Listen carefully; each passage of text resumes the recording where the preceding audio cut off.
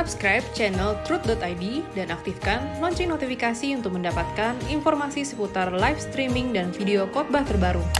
Posisi tombol subscribe berada di kanan atas channel kami dan jangan lupa nyalakan loncengnya.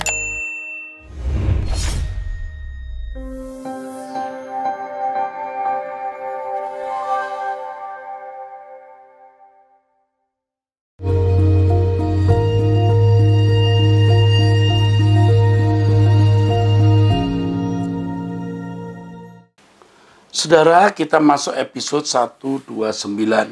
Anda bertanya, Alkitab menjawab. Dari 0859 3985, wanita usia 56 tahun. Mau tanya, gimana kalau punya anak yang tidak bisa ditegur, kalau ditegur papanya yang marah dan memukul saya?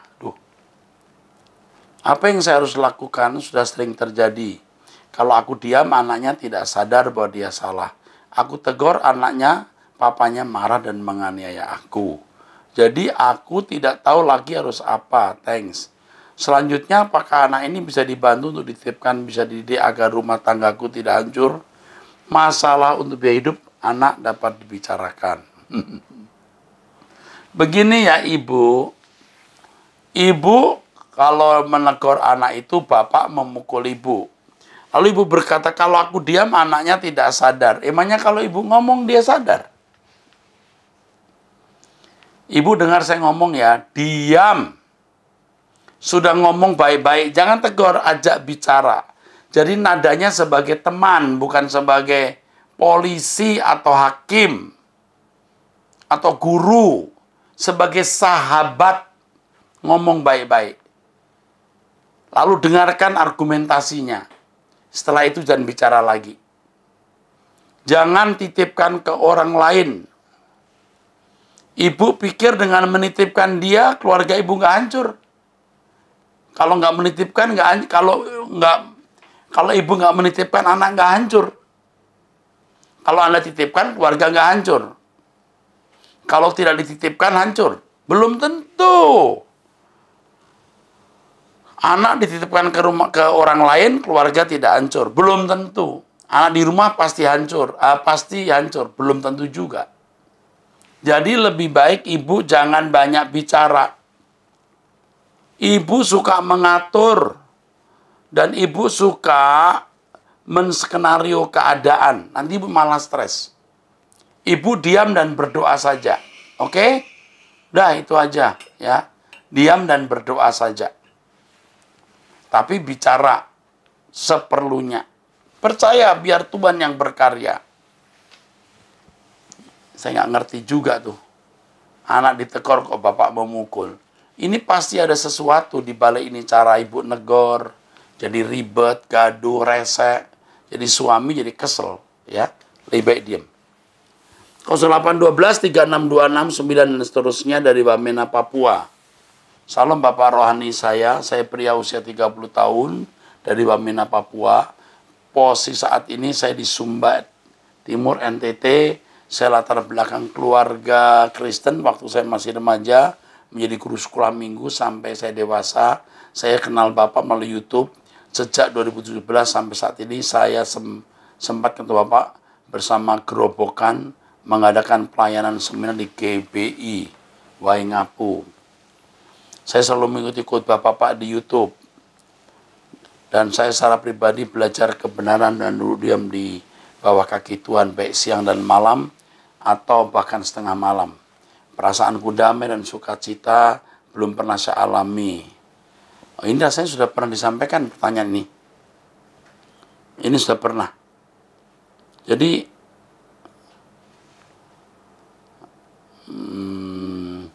ini pernah disampaikan nih. Jadi dia bertanya mengenai bagaimana, mengapa setelah dia berbuat salah perasaannya gusar. Gitu. Sudah saya jawab ini. Jadi kalau perasaan you gusar ketika you berbuat salah, itu berarti Anda punya nurani bagus. Ya. Jadi Anda minta ampun, dan percaya Tuhan mengampuni, Tuhan sudah mengampuni, jangan Anda mengingatnya karena Anda sudah melupakan. Sebab kalau Anda masih tidak bisa melupakan, di sini merasa terhina, stres, bahkan melampiaskan kemarahan saya kepada istri, sampai istri saya bingung. Nah, ini tidak bijaksana namanya. Bahkan saya mengatakan dalam doa, tidak pantas disebut Bapak, malah kadang saya tidak ke gereja dan tidak belajar firman seperti biasa. Tidak boleh, ya. Saudara ini betul-betul sedang dipimpin Tuhan dan mengalami perubahan dari kesaksian yang Anda sampaikan, bahwa Anda mulai punya perubahan, ya. Ini sudah indah sekali. Tapi kalau salah kok jadi seperti sakit jiwa, sebenarnya bagus. Tapi kendalikan dan kuasai diri. Kita percaya firman, jangan percaya perasaan ya. Mengaku dosa, Tuhan mengampuni, Tuhan melupakan. Kalau Tuhan melupakan, masuk kita ingat lagi. Siapa kita? Apa kita lebih besar dari Tuhan? Kan tidak. Ya, baik, saya kira cukup itu. Tolong dengarkan jawaban saya di Anda bertanya, Alkitab menjawab di episode lain. Sudah saya sampaikan. 0823 3893 5 dan seterusnya. Salam, maaf saya mau bertanya bagaimana yang dimaksud waktunya Tuhan. Waktunya Tuhan bisa dua, ya. Waktu Tuhan datang kembali itu secara umum. Waktu Tuhan dalam arti khusus atas setiap individu. Jadi kalau orang belum waktunya menikah, ya tunggu waktunya Tuhan. Artinya waktu yang dikehendaki Tuhan, hal itu berlangsung. Kalau waktunya Tuhan bicara soal kedatangannya, itu soal kedatangan Tuhan yang kedua kali nanti. Ya, itu. 0813 15 22 5 dan seterusnya. Salam Pak Erastus yang terkasih. Kembali saya Ibu ES 65 tahun yang pecinta suara kebenaran ingin bertanya. Dari kisah para Rasul 3:21, apa yang dimaksud dengan pemulihan segala sesuatu?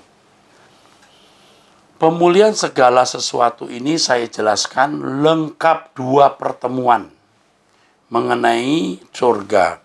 Ibu bisa mendengar khotbah saya seri doa di pertemuan pertama dan kedua. Ini saya jelaskan kalimat ini. Ya, cukup.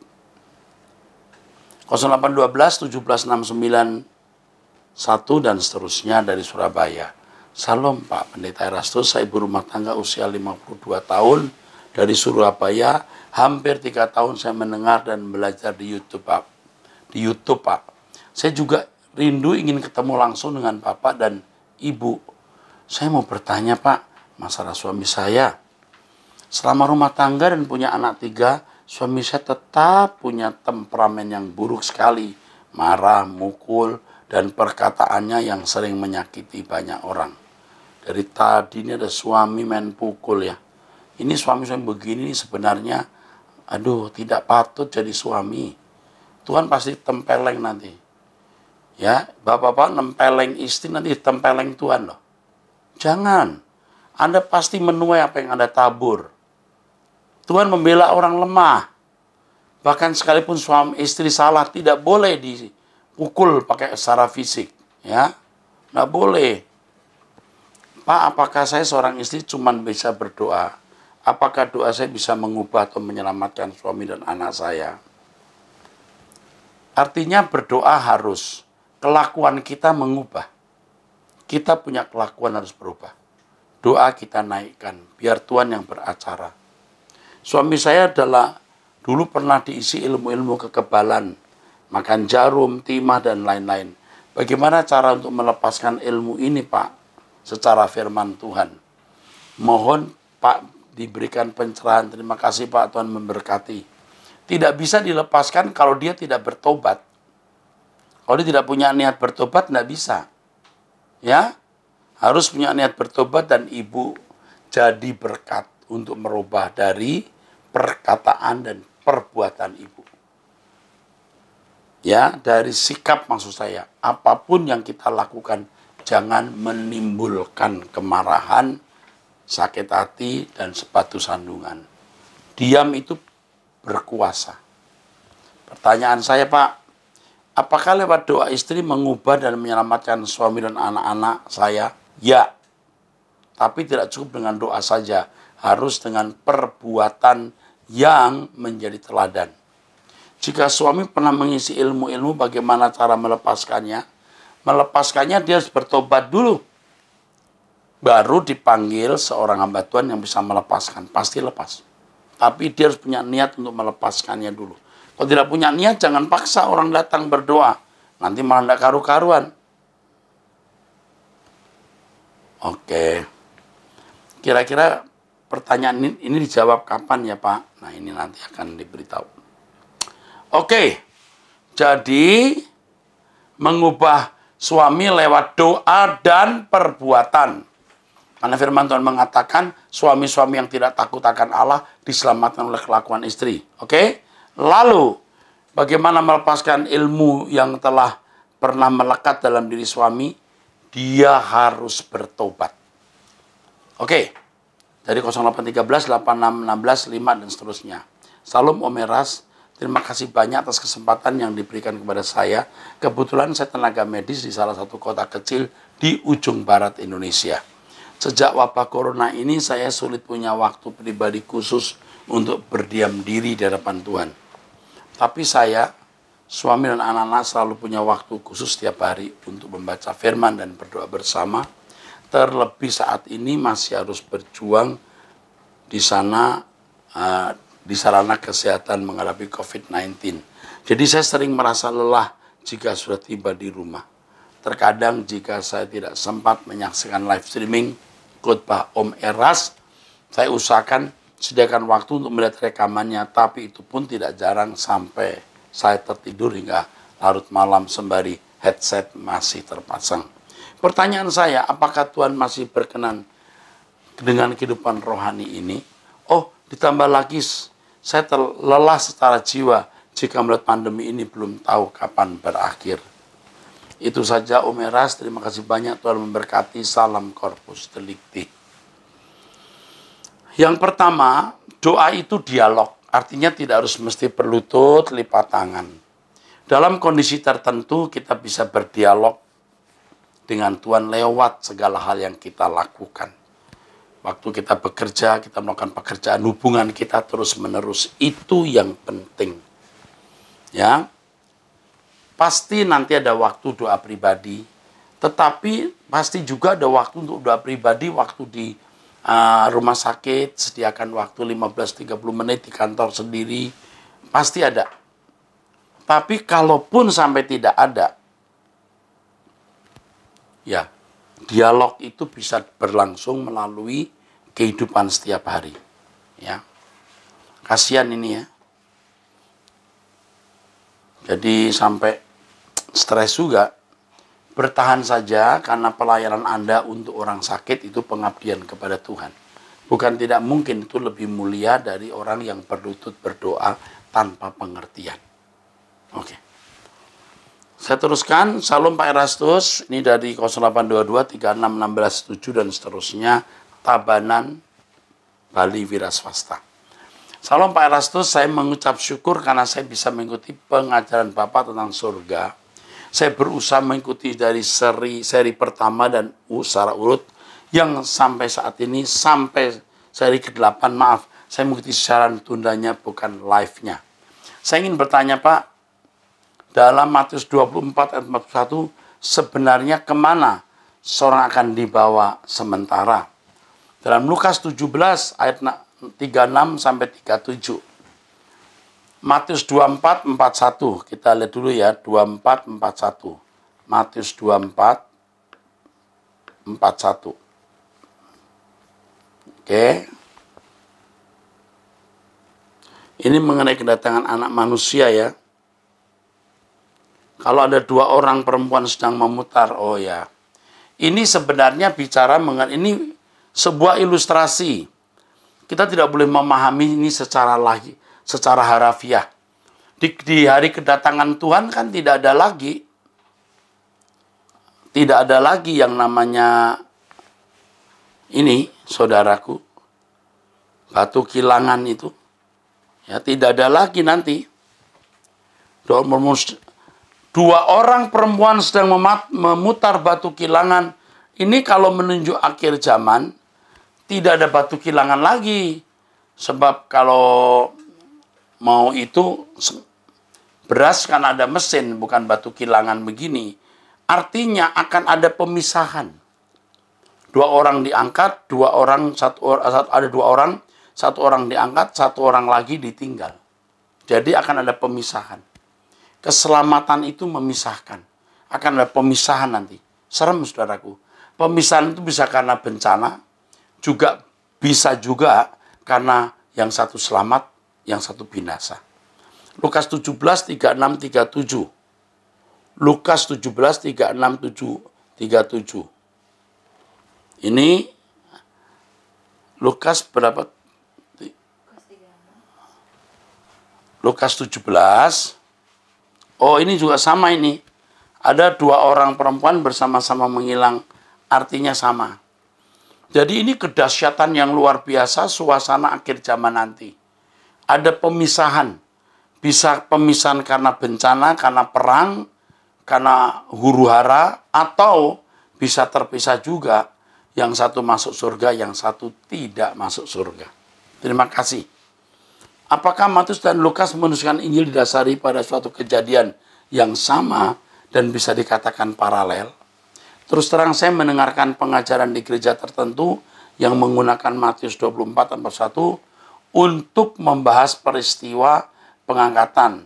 Namun Lukas 17, 36, 37 saya menemukan kontradiksi. Sebenarnya ya, ini soal pengangkatan saya akan jelaskan nanti di satu penjelasan mengenai rapture. Saya itu tidak mau menjelaskan soal Tritunggal, kerajaan 1000 tahun, soal rapture. Karena ada pelajaran khusus nanti. Tapi yang saya katakan ini sudah cukup ya pemisahan ini. Mohon maaf saya tidak bisa menjelaskan lengkap. Bukan tidak bisa. Nanti saya jelaskan dalam satu seminar atau ceramah dengan tema khusus itu. Terima kasih ya kepada Bapak Arya, 41 tahun, Tabanan Wira Swasta. Saya appreciate kepada Bapak yang memberikan pertanyaan ini, dan saya janjikan saya jawab lebih lengkap nanti. Terima kasih. Ibu usia 62 tahun dari 0852 2211 6 dan seterusnya. Salam Pak Pendeta Rastu, saya seorang ibu umur 62 tahun.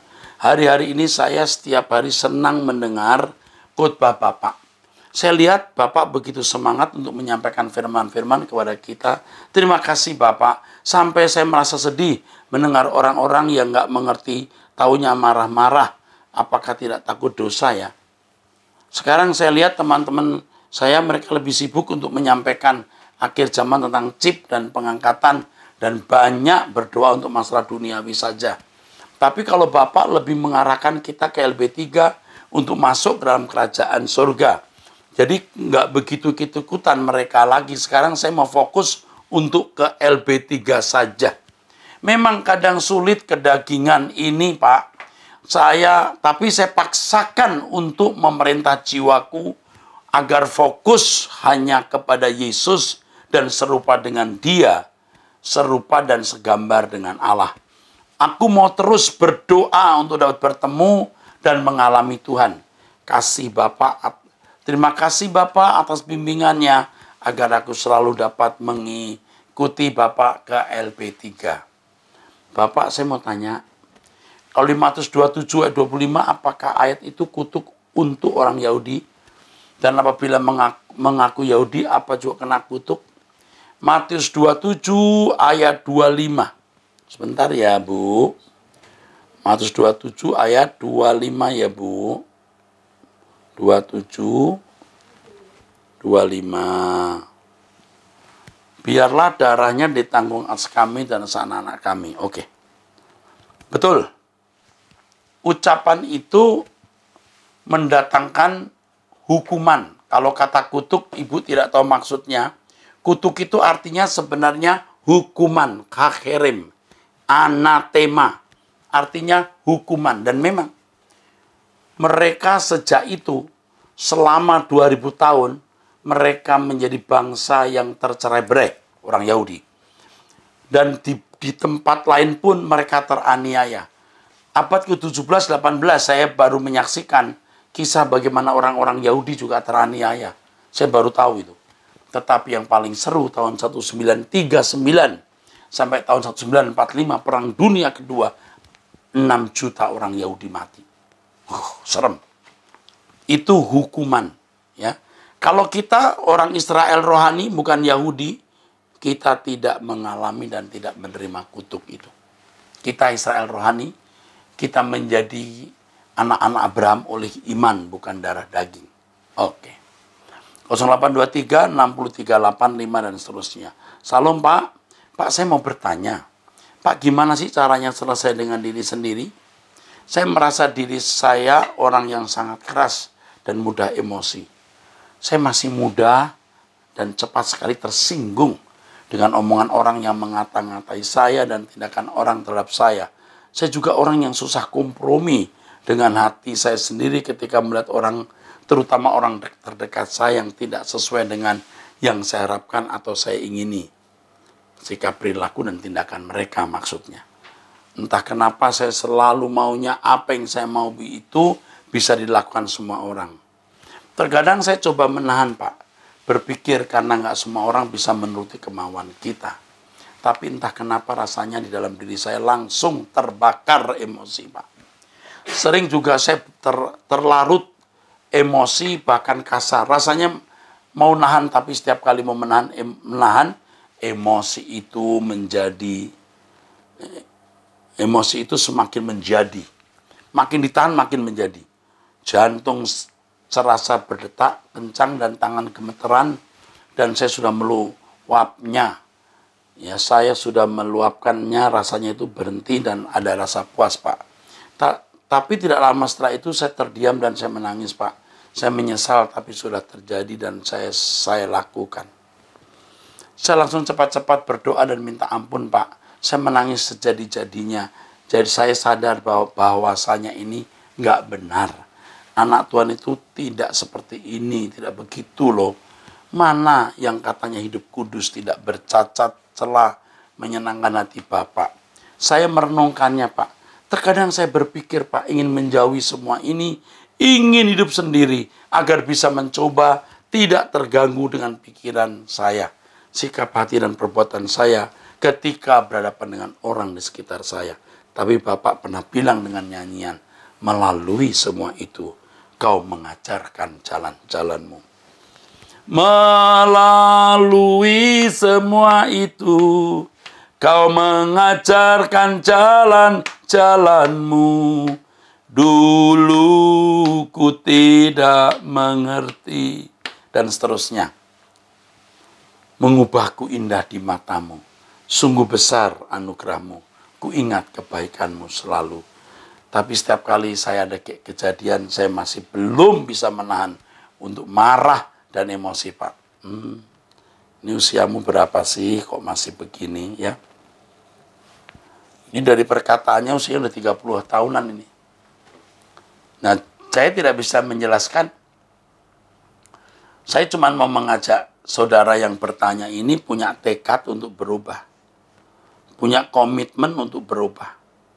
Kalau tidak punya komitmen untuk berubah, enggak bisa. Enggak bisa. Komitmen untuk berubah. Ya. Terus saya tanya darah tingginya ada nggak? Kalau ada darah tinggi itu bisa punya pengaruh loh. Darah tinggi. Saya bukan ngancam ya. Orang-orang seperti saudara itu kalau tidak belajar menguasai diri, Anda akan stroke suatu hari nanti. Benar. You bisa lumpuh sebelah. Mulai sekarang teduh. Maka salah satu saran yang saya bisa beri adalah meditasi. Jadi waktu menyembah Tuhan, itu akan sangat membantu. Lalu punya prinsip, sebelum marah pikir ulang dulu. Berpikir dulu baru ngomong, berpikir dulu baru marah. Ayo berjuang menyangkal diri, punya tekad yang kuat untuk tidak berbuat salah lagi. Nah, makanya perlu doa, meditasi, dan pagi punya komitmen, aku tidak mau salah lagi. Jadi ketika ada satu gejala-gejala di mana kita cenderung jadi marah, kita hati-hati. Kita lebih berjaga-jaga. Maka dikatakan dalam firman Tuhan supaya kita jaga-jaga. Oke, 0813 36 24 4 dan seterusnya, Ibu NN. Waduh, ini curhatnya banyak sekali.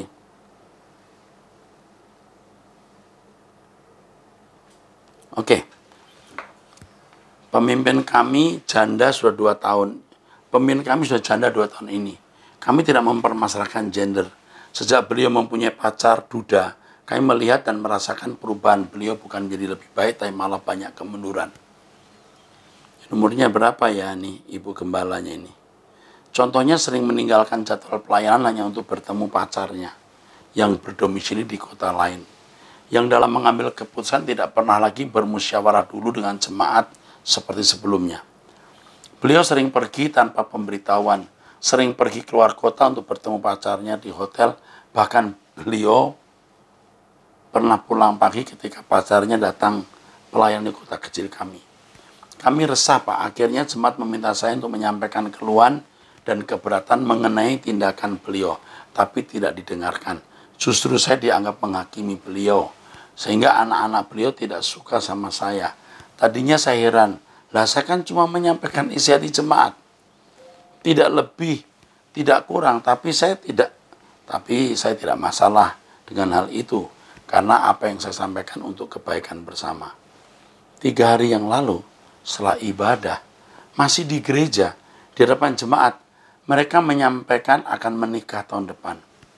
Karena suatu hal terjadilah perdebatan hebat antara pacarnya dan beberapa jemaat. Lalu pacarnya berkata, kalau sayalah penyebab jemaat tidak suka dengan dia. Saya disebut sebagai provokator pemecah belah jemaat. Saya diam aja waktu itu Pak.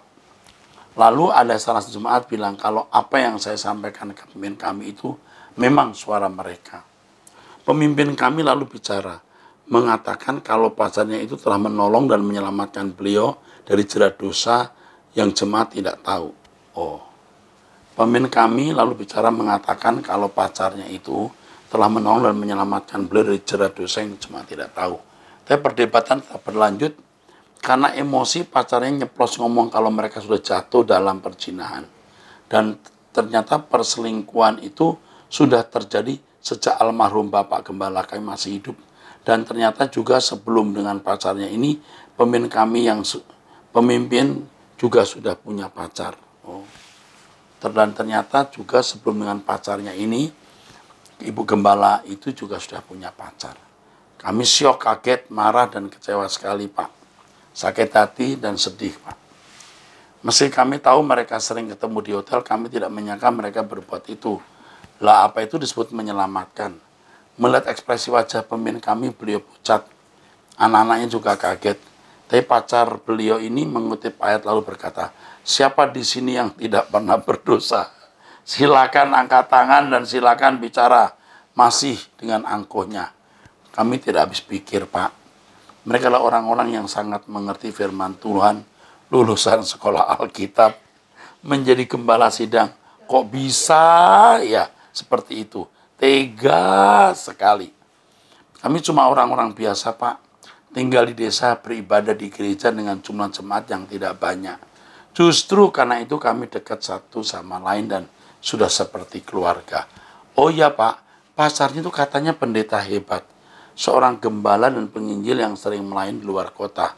Mentor pria sejati. Mentor pria sejati.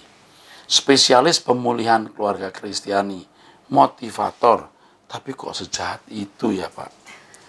Mohon bimbingannya Pak. Kami harus bagaimana karena hati kami masih terluka kecewa. Sebelum dan sudahnya terima kasih banyak Pak. Ya, bingung juga ya Bu ya, ngadepin orang begini. Aduh, ini kenapa ya pendeta begini? Ini umur berapa ini? Yang saya nggak tahu umur berapa ini. Pacarnya itu umur berapa? Pernah punya istri enggak? Saya juga nggak tahu lengkapnya. Ibu itu juga punya pacar tidak, punya anak berapa, umurnya berapa, enggak jelas. Tapi begini saja ya, saya jangan ambil keputusan apa-apa. Tetap mendengar khotbah dari YouTube saya dan teman-teman ibu ini atau teman-teman ini ya, ibu ini ya. teman-teman ibu ajak mendengarkan khotbah bareng-bareng. Ya, mendengarkan khotbah bareng-bareng. Nah mungkin bisa harmoni lagi sejak peristiwa ini. Tidak mungkin. Sejak ini tidak mungkin ada harmoni lagi. Itu berat. Kalau diteruskan di gereja itu juga nanti jadi masalah. Ya, akan jadi masalah. Anda tidak harmoni lagi dengan ibu gembala, apalagi dengan pacarnya yang nanti kalau menikah jadi gembala di situ bisa-bisa. Jadi pikirkan untuk pindah. Tapi sementara jangan ambil keputusan, tapi pikirkan untuk pindah. Kalau tidak pindah, sementara juga boleh mendengarkan khotbah saja di YouTube. Seperti beberapa orang di luar kota hanya mendengarkan khotbah. Ya, Pak, tapi nanti kalau anak saya menikah atau akan meninggal, pasti nanti ada jalannya. Pasti ada jalannya. Jangan mikir nanti. Ya, saya tidak bisa menjawab lengkap karena saya tidak tahu kasusnya secara lengkap. Tapi kalau dari teropongan saya, ya memang orang ini nggak pantas ditemani. Nanti tambah, Anda pasti tidak harmoni lagi di situ. Anda tidak enak menghadapi mereka, keluarga ini, ibu gembala dan pacarnya, dan mereka pun nggak enak menghadapi Anda dan kelompok yang dianggapnya tidak setuju itu. Diteruskan pun juga susah. Kalau udah begini ini, ibarat lampu kristal atau gelas kristal udah pecah. Sudah susah nih. Susah itu bukan berarti tidak bisa, tapi saya katakan susah. Pertimbangan pindah gereja, pertimbangan membuat persekutuan sendiri, bisa saja, tapi jangan merusak pekerjaan Tuhan setempat itu. Biar Tuhan yang beracara. Baik, saudaraku sekalian, saya kira cukup sampai di sini. Ya, saya sedih banget nih mendengar pertanyaan yang terakhir ini, kok bisa begini ya. Tapi ibu ini bisa mendengar suara kebenaran ya, bisa tetap kuat menghadapi keadaan ini. Sampai bertemu di episode yang akan datang. Tuhan memberkati saudara.